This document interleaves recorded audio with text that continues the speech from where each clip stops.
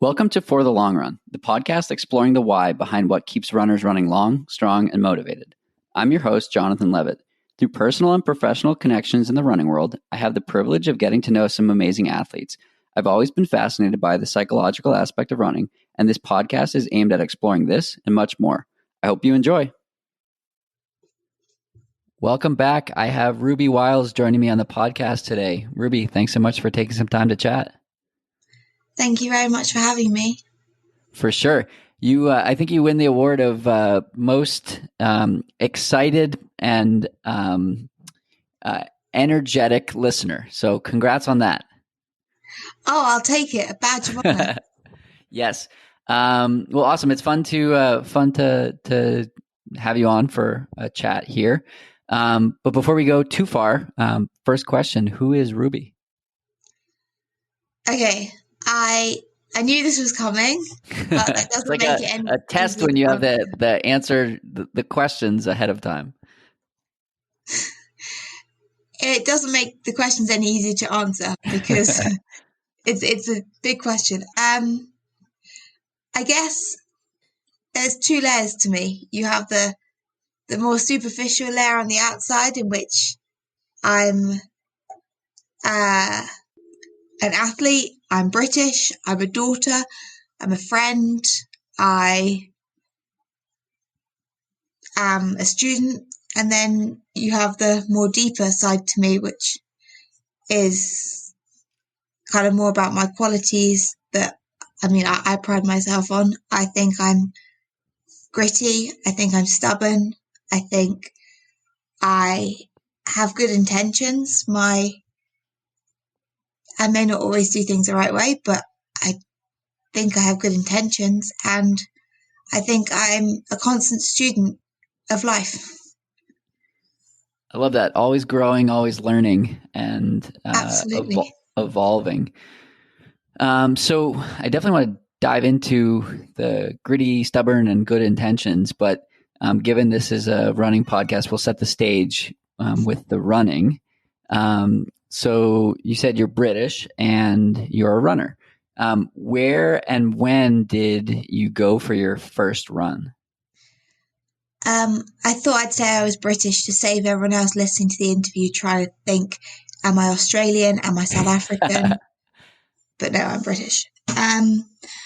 Where did I go for my first run, or when? Both. I think I know I first started running in school, when I'm not quite sure how the grades correlate, so I'll just use age. I was probably about 9 or 10, and we would, every year at my school, we would just do one 800-meter run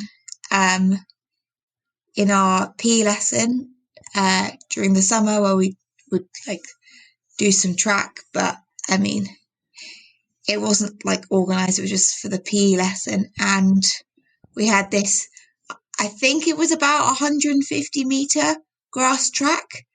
It seemed big, but I guess when you're small it seemed big, but it must be about 150 meters, because I remember that for the 800 we ran 6 laps of it, and it was an awfully long way, and everyone hated it. And I was never, I don't believe I am naturally a talented athlete. I was never picked really for any teams, and everyone hated it. So I decided that I was going to like it. I had always stuck out a little bit at school, and so I don't really know upon reflection why I chose to stick out anymore by choosing to enjoy the one activity everyone hated. But I think it was in that 800 meters where I wasn't good. I was awful, actually. But everyone went off really fast, as they always do, sprinting, the first lap or two. And then I just remember them giving up. And a lot of the other girls just walking around. I mean, the ones that could run would run, but most of the people would just start walking. And I think upon reflection, this was like the first time that I saw that kind of stubborn and gritty side to myself, because I just kept running, and I found it so motivating and rewarding that gradually, as the laps went on, I would overtake people. And sure, I can't say I liked the running, but I liked that I seemed to have this thing to my mind that other people didn't. And I kept running. I mean, I didn't win. It's not a Cinderella story. I, I just, yeah, kept going.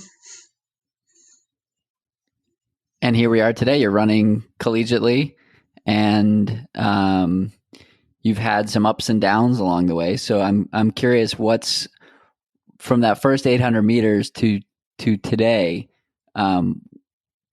What did that look like, and how did you get to a point where you were able to run at a collegiate level, or at the collegiate level? I think I just don't know how to give up in terms of once I set my mind to something, I don't, yeah, I'm probably too dumb to think about, the possibilities are like the probability. So I just keep going. Um, how did I get to collegiate? I never, this is good. I don't know. I never thought it was going to be for me. In the UK, there's a perception. I had a perception, can't speak for everyone, that it was only the people that were representing Great Britain in the international junior competitions like World Juniors or European Juniors that would get the opportunity to run in America.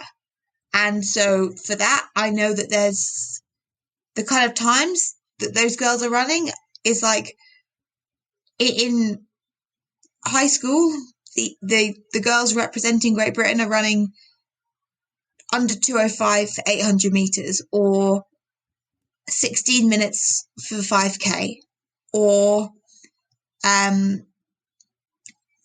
under 4:20 for 1500 meters. And look, I was way off. I mean, in high school, I mean, I'm only a year out from high school. So in high school, my 5K PR was, I think I only broke 20 minutes in the 5K my senior year of high school.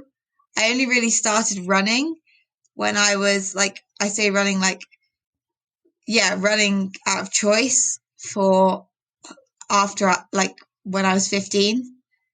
Um, so yeah, coming to the US was never something I saw for myself. And I was actually due to start medical school in the UK this time last year.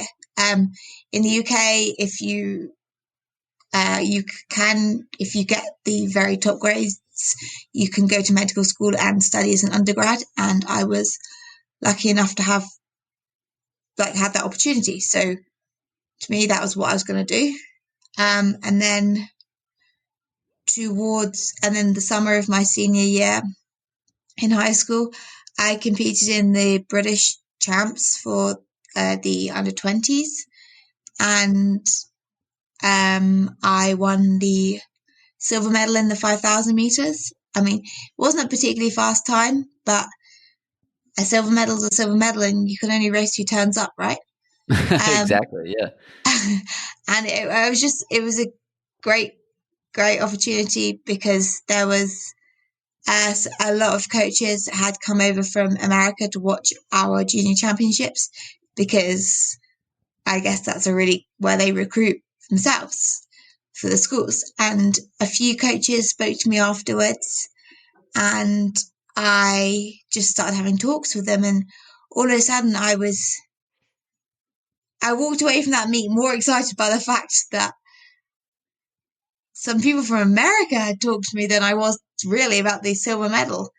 And then I was in a bit of a predicament because I was like, medical school or running in America? And I mean, spoiler alert, I chose running in America. I just felt like running couldn't really wait and medical school could. And I fully see myself going to medical school in the future because I'm so passionate about like the connection of the human body and the medical side of sport. But at the time, what type of medicine? I have so many different interests, but I really see myself wanting to uh, work in sport. So I'm thinking of maybe being a team doctor. I think it'd be an awesome job to be the team doctor for a top professional team or like a national team, something like that. I think. Um, yeah, I am also really interested in like the nerdy doctor stuff, like the guys that are in the labs and doing the research for like for biomechanics and um the kind of kinesiology, anatomy, like movement kind of science. I don't know if you've seen the kind of work that was behind the whole breaking 2 and Ineos 159 challenge, where I don't know, you just had all the doctors looking at the minutiae as to what they could do to improve performance. But I'm a bit of a nerd. Yes, I know. I think the overlap of like personal interest and personal growth and your own experience with the professional pursuits is fascinating.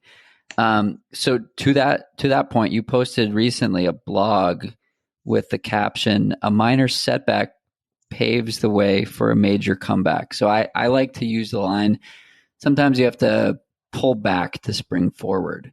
So you talked in that post about some biomechanical issues and stress fracture that you've had. So if it's okay, I'd like to sort of go into where you're at today. In that post, you said, "I'm not doing great. Injured athletes never are." I think that this is important. It's an important discussion to have and share because there's so much out there on like success stories and people who get injured and recover and feel amazing and PR and all that good stuff. But I don't think there's enough said about or talked about while somebody's like in the thick of it. So if it's okay with you, can we dive into that? For sure. And actually, I just want to say I don't want to take credit for that quote because it wasn't from me. I don't know who it was from. I put my hands up. I didn't invent that quote I used. I didn't invent mine either. I just repurposed somebody's quote. But exactly. I I actually really like where you're coming from with your point because I I didn't tell anyone about my injury until I posted that blog. I I have kept it completely quiet, and if you'd asked me a week ago to talk about it, I would have said no because I hadn't like quote unquote gone public. It I was having a conversation with a friend of mine who works at a supplement company, which I think is, I mean, he's a friend of mine, but I love the supplements as well. It's called Currents. And we were just having a chat. He's really giving me some pointers on just organizing my life a little bit in terms of, planning out blogs and social media. And we were talking and saying like how we wish, didn't just see the hear about the injury afterwards and see the kind of the comeback that you so often hear. And also I was really struggling to find research online about sacral stress fractures or anything bony above the leg. There's so much I mean, there's not that much out there, but what is out there about stress fractures is all about the feet, the ankles, the legs. There's nothing about the pelvis, literally. So I thought that other people might be experiencing similar symptoms and thought I would share my story. And so the blog I shared really just went from the first pain I had to stopping running. And I must confess, I haven't actually had an MRI. So there is a small chance that it's not a stress fracture, but I'm treating it as if it is one. And speaking with my coach, we are pretty certain it is. So I just want to put that out there. But I've kind of gone off on a track. I can't remember what your question was. So the question is, we're digging into like, how are you doing now? And talking about that from the lens of, let's talk about things when they're not going great. For sure. And I'm very privileged in a way that I've never had an injury in my running career, or life so far. Like, the only times I've been kept out of running are for accidents, because I'm rather accident prone, like falling over and tripping. But I've never had like a running injury. So, but I think that backfired.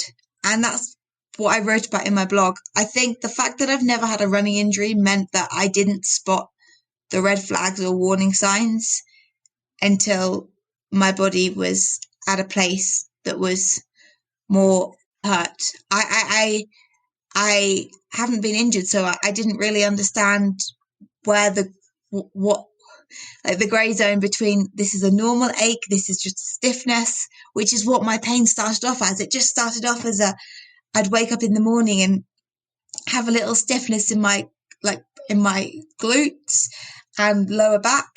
But then after foam rolling and after the first mile of my run, I'd be totally normal. So I didn't think that it was anything more than just sleeping funny, or at first I thought I was just sitting down too much, because with COVID, I've been a lot less active during the day.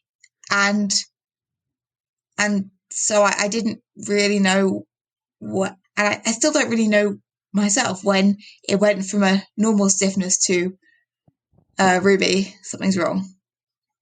But so yeah, what's wrong is I am believing that I have a sacral stress fracture or a stress reaction, but I'm treating it as if I'm taking like the most precautions and thinking I've got a sacral stress fracture, and until I can get an MRI in January and see my coach in person.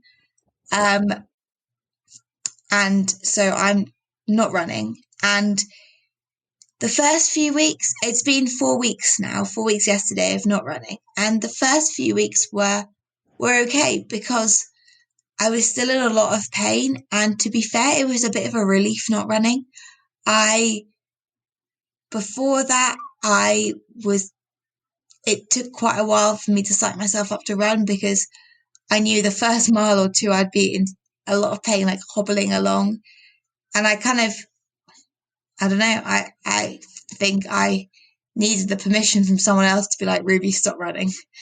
And then the hardest part actually has been the last week, when I'm not in pain during day-to-day life. So walking around or lying in bed, because it got to the point where it was keeping me up at night, taking off my shoes, like walking up and down stairs, like I'm not in pain anymore. And that's what's messing with my head, because I want to run. I just want to move.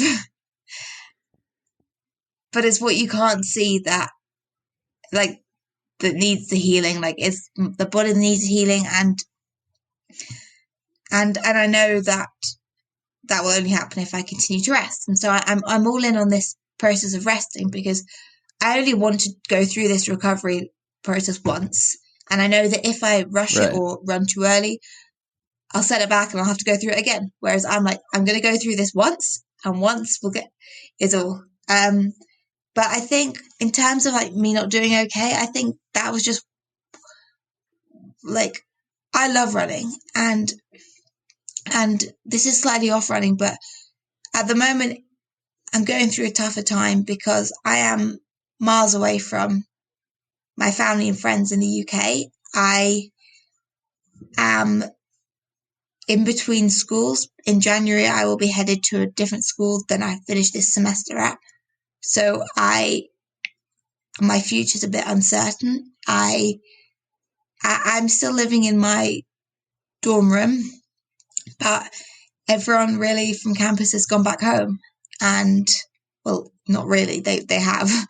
And the village, well, not the village, the small city of Alamosa where Adam State is just that, very small, remote. It's a bit of a ghost town at the moment, I must admit. And there's no one around, and I don't have my family. And for me, normally, Christmas is a very special time for me. I love Christmas. It's my time where my inner child can be free.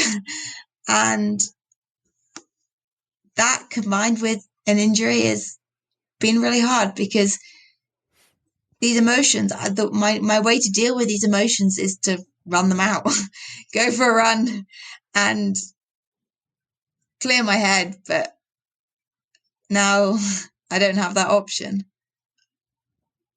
So what have you been doing? How have you been dealing with it?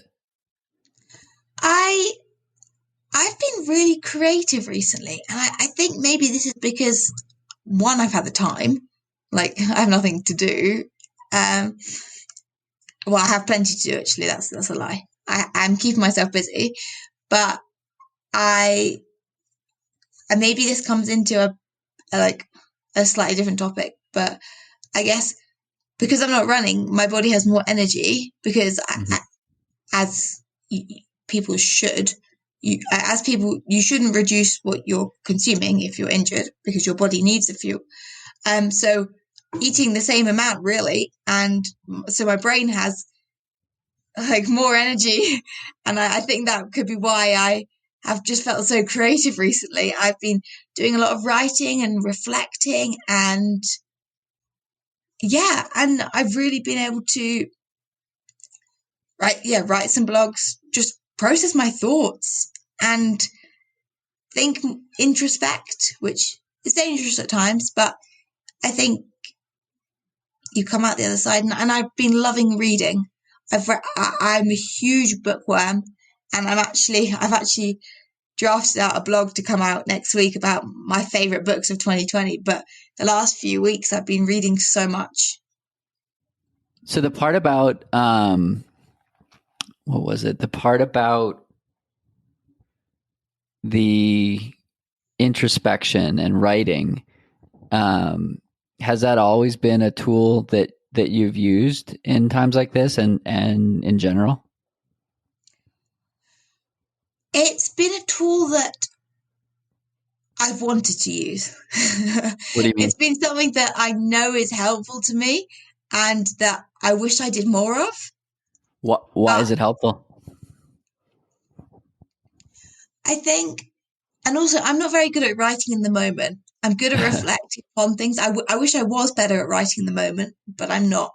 I think it makes me feel, it allows me to understand my emotions and my thoughts a bit better, and make me kind of like piece together a jigsaw a little bit, because sometimes I think that the thoughts in my head are totally random, but then writing them down, you can kind of trace back the roots and the origins of the thoughts, and realize where they came from. And through my blog, actually, or even just social media, sometimes if I'm trying to be more open on my blog and my social media about some of the reflections I'm doing, and I feel so much less alone. It's silly saying it, but when people read, and when I read other people's posts and other people's stories, you can draw parallels,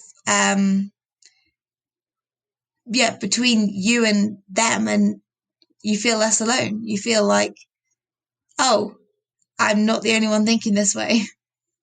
Yeah, no, I totally agree. I think that we've seen that over and over in social media, and with athletes that we both follow and respect and whatnot. And I think that, and athletes I've had on the podcast, and anytime somebody sort of opens up about something they're struggling with or going through or whatnot, it's fascinating to hear the feedback of, oh, I'm going through that too. Like when I had someone on the podcast and we talked about depression and suicide and all that stuff, I got dozens of messages from people saying like, wow, I don't feel alone. And that's been the worst part. So I think it is so important to do that. And you can't state that enough. I couldn't agree more. Mental health is something that I've struggled with a lot through different periods of my life from a very young age. And hearing the stories of athletes, very successful people that have had struggles too, makes me think, oh, wait, I can still achieve my goals despite struggling with my mind. I can still be a successful athlete despite also being on antidepressants and being in therapy and having these struggles. I can do all this in spite of mental challenges I face, and that's been really helpful to know. Definitely. So, I mean, someone that we both have referenced before, Alexi Pappas, prior podcast guest, an amazing athlete herself, came out with a video documentary through the New York Times, and Lindsay Krause, who continues to put out amazing stuff. She is wonderful, and she is doing so much for the sport and people in general. So Alexi posted, in case you missed it, the brain is a body part. And so what she was referring to is that you go to a doctor if your leg is injured or you have a bruise, and she's like, this is a bruise for your brain. And it's totally normal to seek out help. Scott Fauble, on the episode that we did, he said something along the lines of, nobody would think twice if you went to a doctor because your foot was injured or whatever. So why is there so much stigma around going to a doctor when your brain is injured? And even just like saying that, it's like, oh, that's interesting. I mean, I think, sorry to interrupt, but I think the same about calling into your workplace. And if you called in and said, is it okay if I have the day off? My stomach's upset. Is it okay if I have the day off? I cut my leg yesterday and I'm struggling to walk. That's all culturally, right, it's totally normal. They would say yes. Acceptable. They'd say, yeah, sure. But if you called in and said, look, I'm having a really bad mental health day. Look, my head's a mess. My head feels hot and angry, and I'm struggling to concentrate. What would they say? Man up, or laugh at you, or just belittle you and be like, get your butt out the door and to work right now. Yeah. So I agree. And so I agree that that's the case in America for sure. Is the UK any different in that regard? No. The UK is very different in a lot of things, but no, I'm speaking from my experience in the UK. So hearing it's the same in America is no surprise. Yeah, I think I don't know what the solution is, but I think continuing to talk about it and again have these conversations, and the more people that feel comfortable asking those questions and going down that road, I think that gets us closer to the desired outcome. I do want to add that maybe this is because the UK is smaller. There is, and because we have a centralized health system, there is a bit more progression in terms of this area that I've noticed in America. There's a bit more understanding and acceptance, but there's still a long way to go. But there is improvement being made. That is good to hear, at least.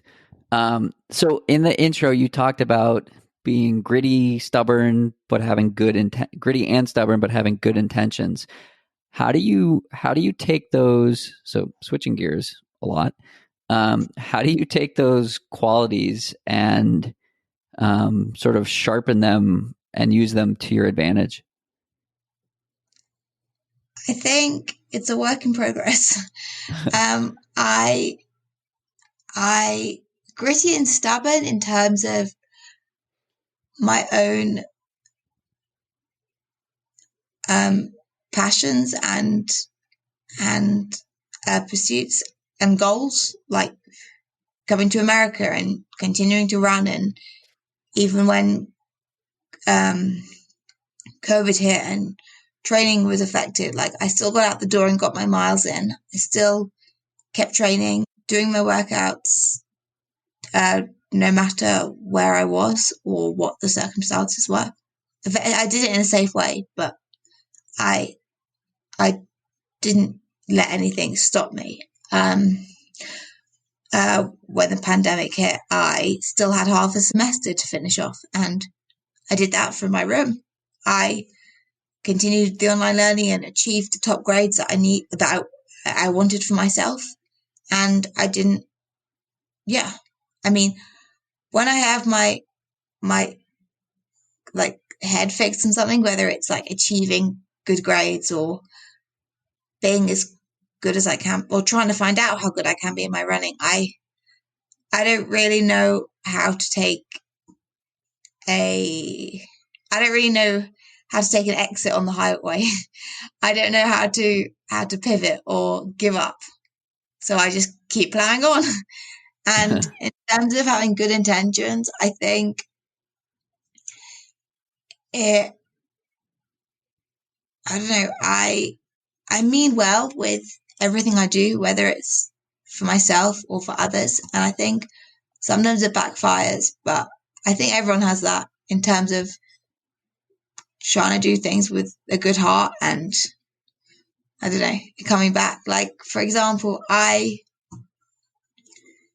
have come to America and I have good intentions. And my intentions coming to America were to study hard, to get a good scholarship, to run good, and to just, yeah, have a great experience. But it slightly backfired because I made those choices, not understanding how a pandemic would hit. And throughout this past year, I found myself quite isolated and lonely and struggling very much financially over the summer and even now a little bit, just finding the money for groceries, uncertainty about where I'd be living, um, and just being alone. I mean, I had good intentions coming to America, but it didn't mean that everything went smoothly. Right. So, what was it like? I've had a lot of pro athletes on and talking about training on a team in 2020 and the experience that they've had there. But I haven't talked to anybody, and I've talked to people who graduated college and became pro runners. But I haven't talked to anybody who was in school and is in school during this. What what has that experience been like? What was it like training over the summer and even in the spring, um, when there was so much uncertainty around? I think I did hear your episode with Tyler Day and heard about his perspective. And I think mine's almost the complete opposite. He was graduating and he obviously, yeah, had a very different experience. But I've not known any other experience in America. So I don't know. I don't have anything to compare this to. I Right. arrived in America in January and the pandemic hit in early March. In the 6 weeks before the pandemic hit, I was still kind of like adjusting to America. So I never really had the college experience. I didn't. And I had some eligibility issues, just like transferring my transcripts from like the UK to America. So I actually didn't compete at all indoors. So I have never competed in America. I I haven't had any of the race experiences. I haven't been on a traveling team yet. I haven't, yeah, all these things that for a lot of student athletes would be so normal for them, I haven't experienced at all. So I can imagine that they'd be lovely, but this is the only experience I've known. So it's kind of like odd because I'm a freshman and this is my American experience. So the way I think about it is it can only get better from here, right? When COVID dies down, my expectation, my bar's set very low. But I think in a way that might have made it easier for me than for other athletes that can compare what it was like before COVID and now, but I can't. Over the summer, the athletes on the team that weren't internationals obviously went home. A lot of the internationals went home too. I stayed in America. I was very fortunate to be able to make some connections and find a place to stay for the summer, or places. I kind of bounced around a little bit, and I'm very grateful for anyone and everyone that gave me a bed and a roof over my head over the summer. I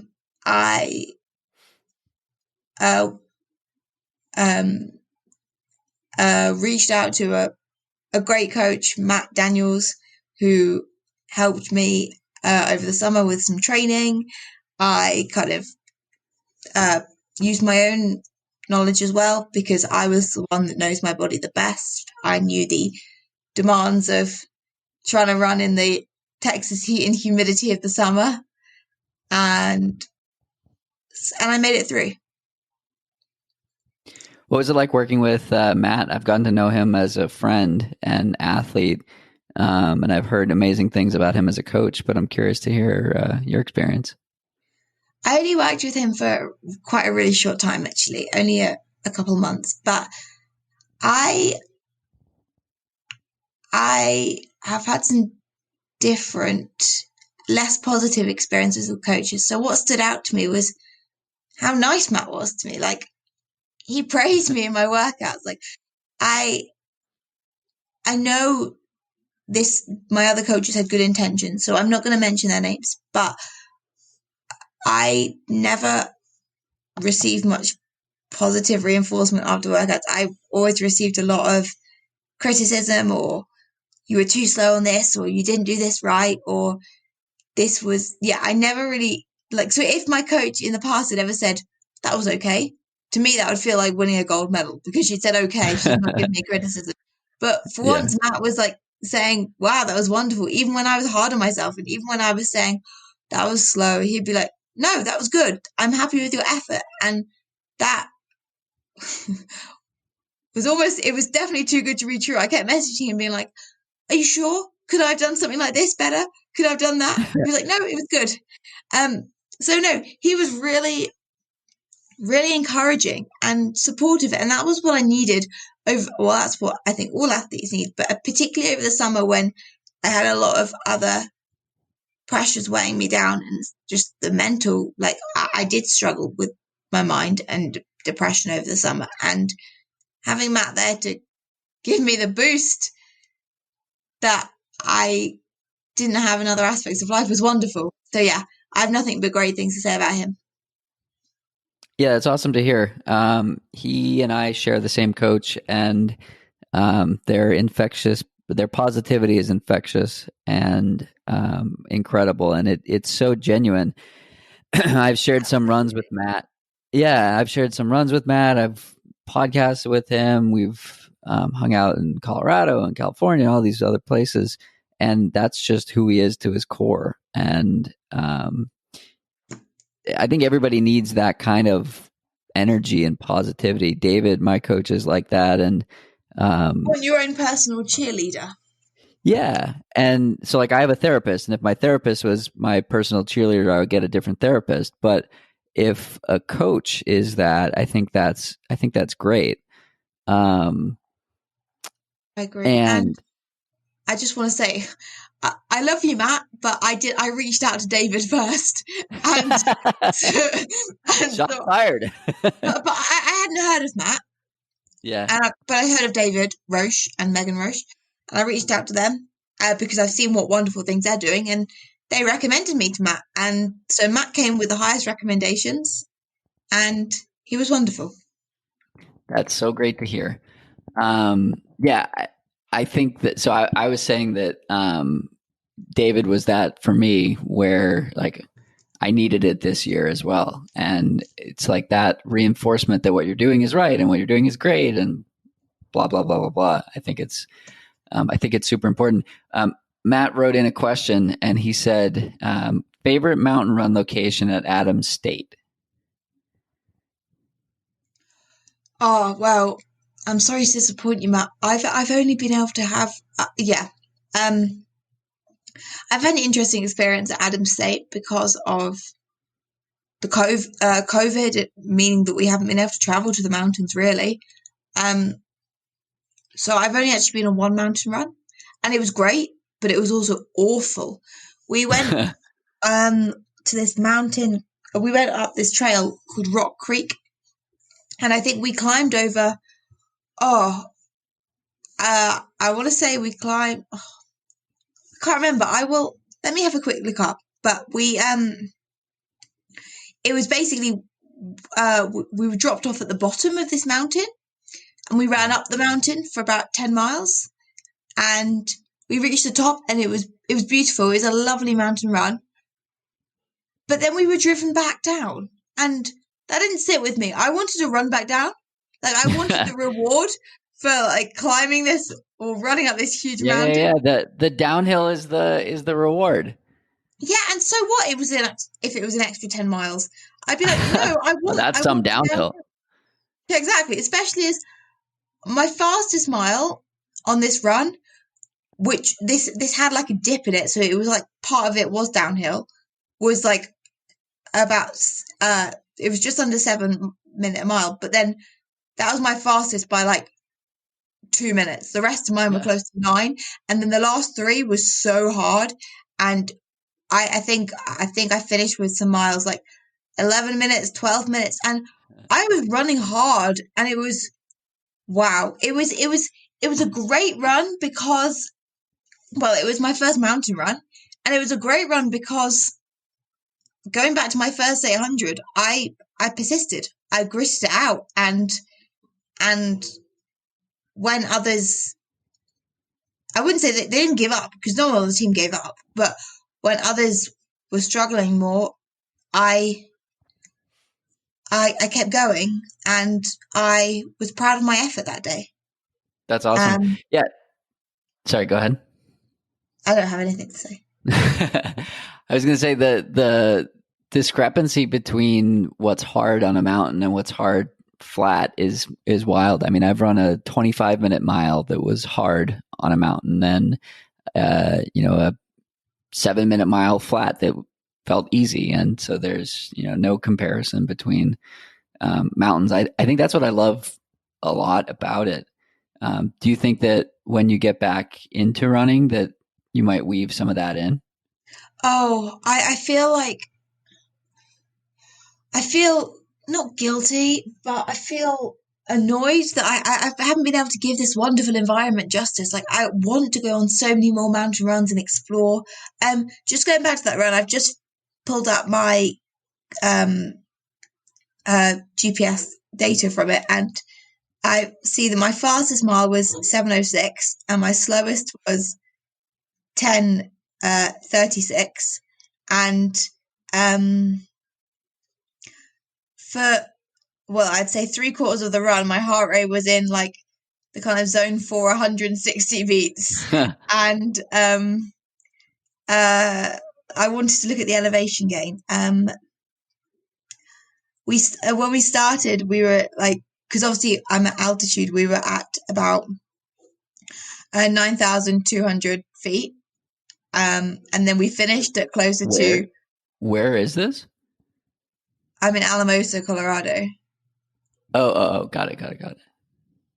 So we started about 9,200 feet, and we finished at close to like 11,200. So it was a big day. That is a lot. And those downhills can wreck you. We didn't get to run any downhills. I know. That's what I'm saying. That would have been a super big day. Oh, I was enjoying it. Yeah, I was looking forward to the downhill because also as you run up the mountain and you gain elevation, you lose oxygen. It gets harder and the mountain gets steeper. And Right. The views get better though. yeah, when we did it, unfortunately, it was autumn, so there was lots of leaves on the trees still. So we couldn't see too much. But the wonderful thing actually was we started at the bottom and it was like a dusty, warm, oh gosh, I don't know my Fahrenheit, but 25 degrees Celsius, which is like It's like sports bra 80 weather. something. Yeah. Yeah, sports bra weather. And then when we were running up the mountain, when we got to the top of the mountain, we could see snow on the peaks of other mountains. And I was freezing despite having run up this mountain. I was like, I need gloves. I need a hat. I need a long sleeve top, please, now. I just checked my math. It's 77, so pretty damn close. Yeah. So. Oh, wow. Impressive. I'm going to pat myself on the back for that one. Yeah, it's wild how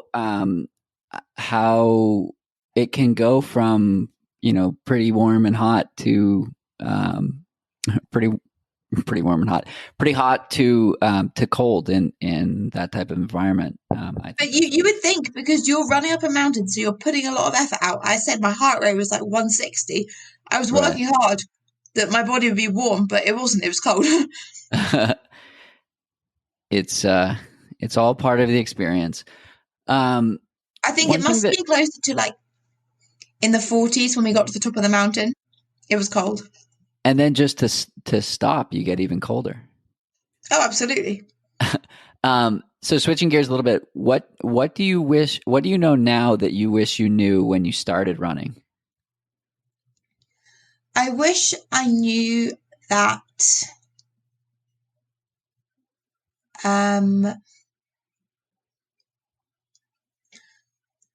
that there's no one way to the top. I'm not saying I'm at the top, but there's no one journey. And if you're not on that journey, it doesn't mean you can't reach the same destination. I love that. Well, very cool. I think that's a good place to wrap. If we want to follow you and your adventures and writing and introspection, where can we find you? Where is your corner of the internet? Oh, my corner is just one corner. I use Instagram.